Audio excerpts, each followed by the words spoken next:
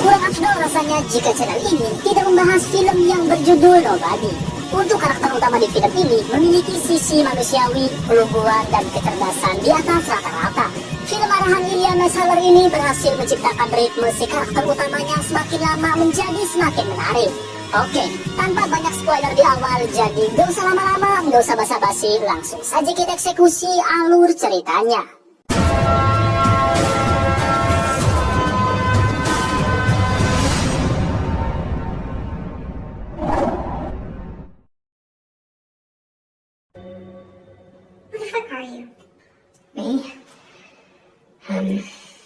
Kisah akan berfokus pada seorang pria yang bernama Hans Menzel.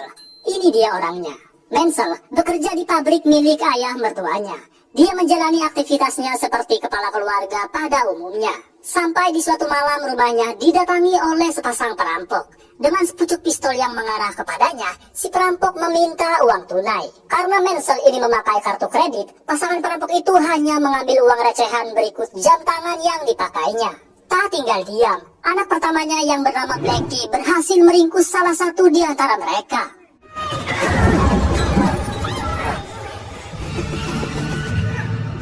Bukannya langsung menghajar dengan tongkat golf, Menzel malah menyuruh Blackie untuk melepaskannya.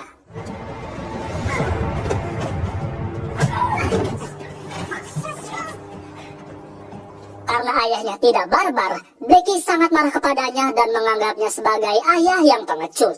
Karena kejadian itu, Blackie dan istrinya yang bernama Becca ini mulai meremehkannya. Tapi tidak untuk si bungsu Semi yang tetap menghormatinya. Nah, kejadian itu langsung tersebar di tempat kerja. Semua orang terdekatnya mulai meremehkannya. Saking diremehkannya, adik ipar Menzel yang bernama Charlie ini memberikan sepucuk pistol kepadanya.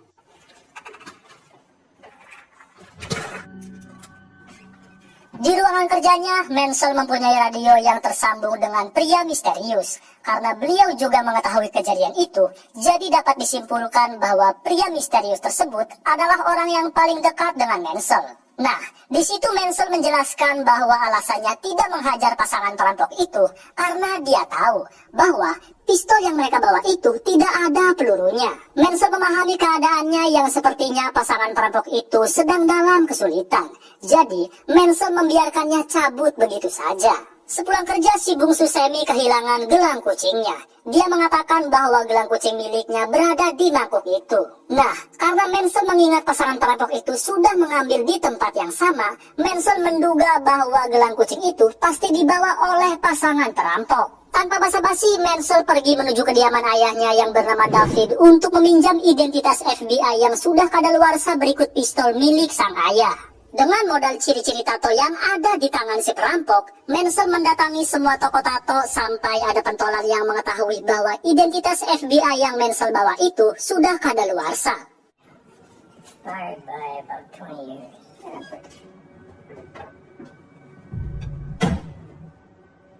Who are you? Oke, karena identitas jadulnya tidak berguna, Menzel berani membayar demi mengetahui alamat si pemilik tato yang sedang dia cari. Thank you for your service. Ya, setelah melihat tato Remy yang ada di tangan Menzel, pentolan yang ada di sana langsung kena mental. Dan dia menutup pintunya rapat-rapat. Send me in the direction of this person. Di rumahnya ketika pasangan perampok ini sedang makan malam, tiba-tiba The watch. The kitty cat bracelet. tapi si perampok itu menjelaskan bahwa dia tidak mengambil gelang kucing. Dan ketika Menzel akan menghabisinya, tiba-tiba terdengar suara tangisan bayi. Saat melihatnya, ternyata bayi mereka sedang dalam kondisi yang sangat memprihatinkan. Karena hal itu, Menzel langsung cabut begitu saja. Di tengah perjalanan, ada sekelompok bergajulan yang suka mengganggu bis malam untuk membuat kerusuhan. Bukannya takut, Menzel malah tersenyum ketika melihat ada perempuan yang sedang diganggu. Ya, Para bergajulan itu akan Mansell jadikan sebagai bahan pelampiasan karena dia gagal menghabisi pasangan perampok. Mansell menyuruh supir bis agar jangan menghubungi pihak berwajib dan meminta agar masalah ini dia selesaikan seorang diri. Ketika Mansell menantang mereka semua, Mansell malah ditertawakan. Meskipun solo versus sekuat bagi Mansell sih no problem.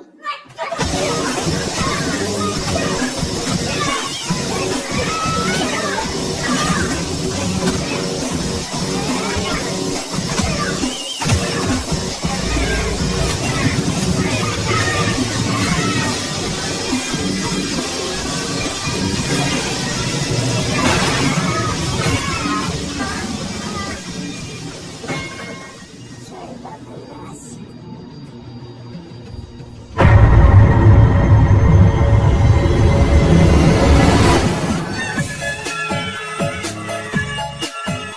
Di sisi lain kita diperlihatkan dengan pengusaha kriminal asal Rusia bernama Yulian yang sedang asik joget TikTok di hadapan para pengikutnya. Di situ salah satu rekan bisnisnya memberi saran agar Yulian jangan terlalu sering berjoget konyol di hadapan mereka. Karena hal itu bisa membuat semua para pengikutnya kurang percaya atas kepemimpinannya. Tak mau diremehkan, Yulian langsung menghabisi salah satu pengikutnya untuk membuktikan bahwa dia ini masih layak untuk diperhitungkan.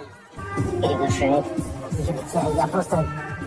Kemudian Yulian mendapat kabar bahwa adiknya yang bernama Teddy sedang kritis di rumah sakit.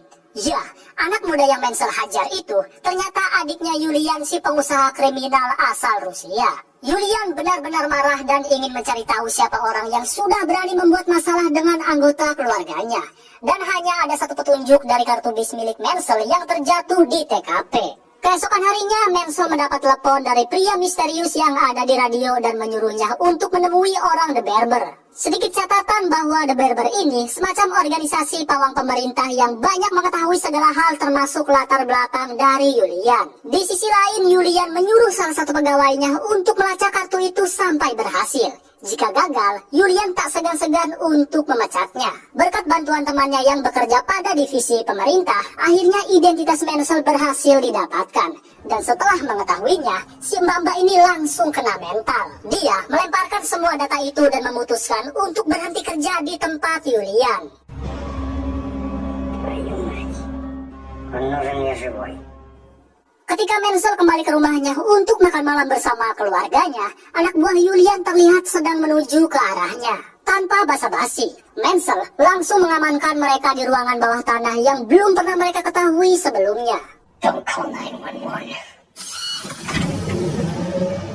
Terus terang, adegan ini mengingatkan saya pada film John Wick yang didatangi oleh anak buah Vigo. Ya, meskipun rumahnya didatangi oleh banyak sekuad, Mansell tidak gentar sedikit pun.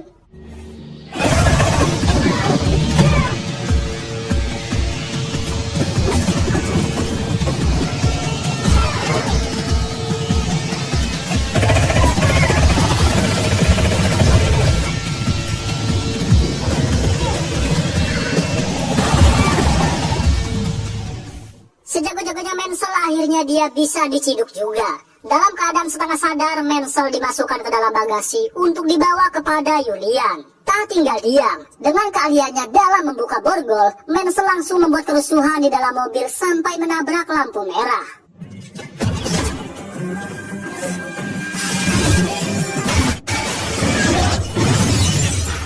Beruntung, dari mereka semua hanya Mansell yang berhasil selamat. Kemudian, Mansell kembali ke rumahnya untuk mengeluarkan anak dan istrinya yang masih ada di ruangan bawah tanah. Di situ keluarganya kebingungan, terutama Blackie, si anak yang sempat meremehkannya langsung kena mental. Setelah mengetahui bahwa ayahnya itu baru saja menghabisi kawanan mafia seorang diri. Mansell menyuruh istrinya untuk membawa kedua anaknya ke tempat yang aman. Dan Mansell berjanji jika masalah ini sudah selesai, Mansell akan menjelaskan yang sebenarnya. Untuk sementara, Mansell memutuskan ingin santuy sejenak di rumahnya sambil menceritakan masa lalunya di hadapan kawanan mafia yang sedang sekarat. Jadi sekitar 20 tahun yang lalu, ada seorang pria yang bernama Alan menggelapkan uang $3 juta dari pangkalan militer Amerika. Ketika Menzel akan membunuhnya, Alan memohon kepadanya dan berjanji jika Menzel memberikannya kesempatan hidup, Alan akan menjadi orang yang lebih baik lagi. Biasanya, Menzel selalu membunuh targetnya tanpa ampun, tapi saat itu Menzel malah mengampuninya. Nah, untuk memastikan bahwa si Alan itu tidak bohong, 1 tahun kemudian Menzel memeriksanya. Dan memang benar, Alan sudah berubah dan kembali bersama keluarganya yang hidup bahagia. Melihat suasana itu, Menzel menginginkan apa yang Alan rasakan ketimbang harus menjadi mesin pembunuh. Saat itu juga Menzel memutuskan untuk pensiun dan memilih untuk berkeluarga seperti kehidupan normal pada umumnya. Tapi apesnya, gelang kucing yang diduga dibawa oleh pasangan perampok itu ternyata ada di bawah sofa. Nah, loh, nasi sudah menjadi bubur. Menzel tidak menyesali apa yang sudah terjadi. Untuk memusnahkan mayat-mayat yang sudah tergeletak, Menzel membakar rumahnya sendiri.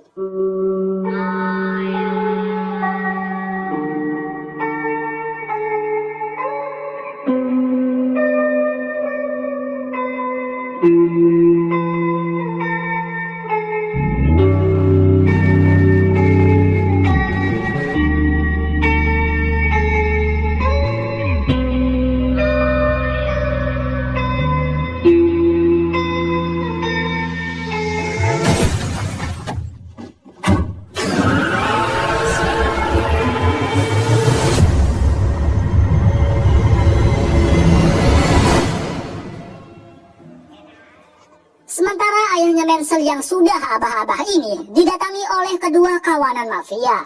Dan saat akan dihabisi, tiba-tiba...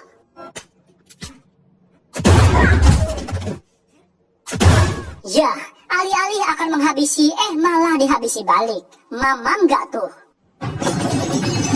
I'm buying this place. Di tempat kerja, Menzel menerima tawaran dari ayah mertuanya untuk membeli pabrik miliknya. Nah, nantinya pabrik itu akan Menzel jadikan sebagai tempat untuk menghabisi Julian and the gang. Di sana, Menzel mulai merancang persenjataan seadanya secara kreatif namun mematikan. Seperti linggis, jebakan tikus, bom kaleng, staples, dan lain sebagainya. Setelah itu, pria misterius yang tersambung di radio Menzel mencegahnya agar jangan berurusan dengan orang Rusia. Karena dia tahu bahwa orang yang Menzel hadapi itu bukanlah mafia kaleng-kaleng. Tapi Menzel tetap pada keputusannya untuk menghabisi mereka semua. Karena mereka sudah berani mendatangi keluarganya dan sudah berani mendatangi ayahnya.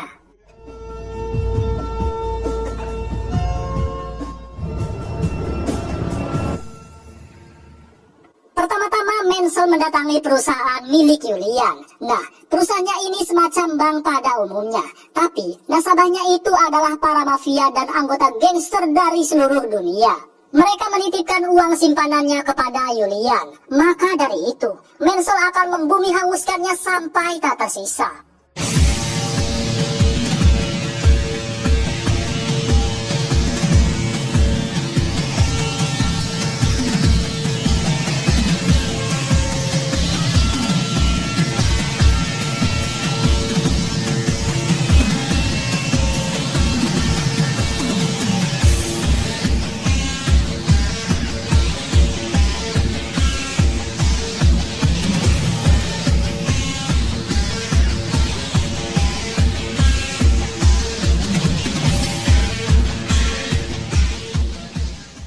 Setelah membumi hanguskan perusahaannya, dengan santuy Menzel pergi menuju kafe tempat di mana Julian berada. Di sana, Menzel langsung di letter O. Tapi sekali lagi, dia tidak gentar sedikit pun. Ya, berkat pengalamannya di masa lalu, Menzel berhasil mengusir semua orang yang ada di sana untuk berbicara empat mata bersama Julian dengan bom bunuh diri yang dia bawa. Jika salah satu di antara mereka ada yang berani menyentuhnya, Menzel tak segan-segan untuk meledakannya dan mati bersama-sama. Oke, akhirnya di sini Menzel berhasil menjinakkan situasi. Menzel meminta agar Julian berhenti mengejarnya, karena Menzel hanya berurusan dengan adiknya saja. Jika Julian masih mengejarnya juga, Menzel tak segan-segan untuk membuat pelajaran kepadanya. Dan saat Menzel pergi dari sana, rupanya Julian masih mengejarnya juga.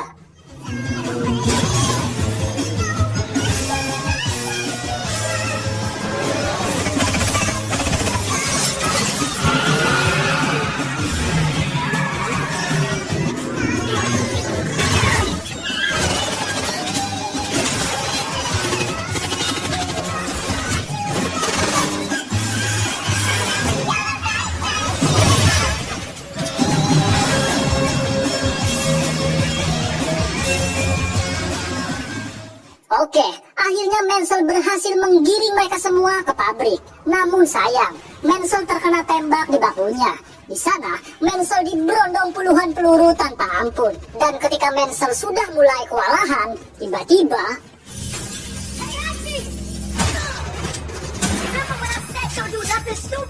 ya, muncullah si pria misterius yang sering mengobrol di radio. Dia ini bernama Harry, saudara angkatnya Menzel. Dan tak lupa, sang ayah juga ada di sana yang sudah siap membantunya untuk membantai mereka semua tanpa ampun. Sepertinya mereka bertiga ini sudah terbiasa menghadapi situasi serupa di masa lalu. Jadi tidak heran, mereka sangat mahir dalam hal ini.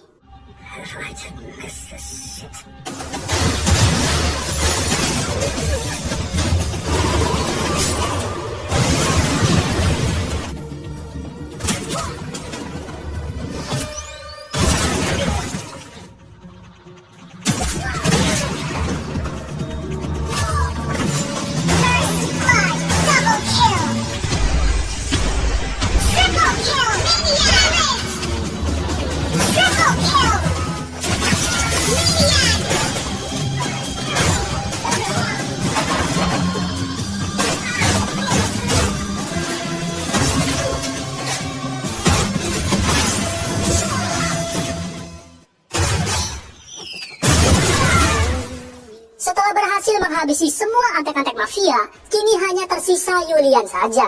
Di sana, mereka bertiga kehabisan peluru, dan Julian menyuruhnya agar menyerah saja. Tak tinggal diam, dengan lakban dan kaca anti peluru yang kebetulan ada di sampingnya, Menzel memasang bom bunuh diri itu di depan kaca anti peluru untuk menghabisinya.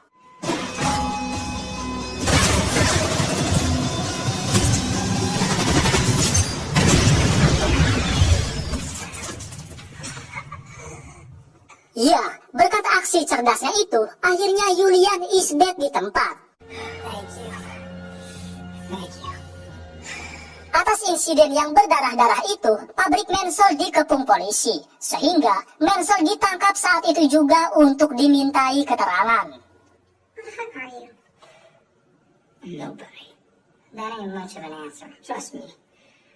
It's answer enough.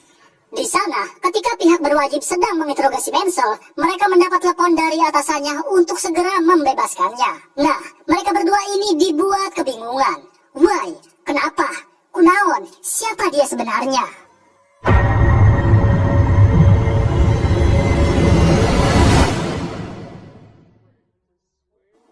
3 bulan kemudian, ketika Menzel dan istrinya akan membeli rumah baru, Menzel mendapat telepon dari orang yang tidak dikenal. Namun sayang, kita sebagai penonton tidak mengetahui isi dari pembicaraan itu. Tamat? Seperti biasa, untuk endingnya boleh kalian tulis sendiri di kolom komentar.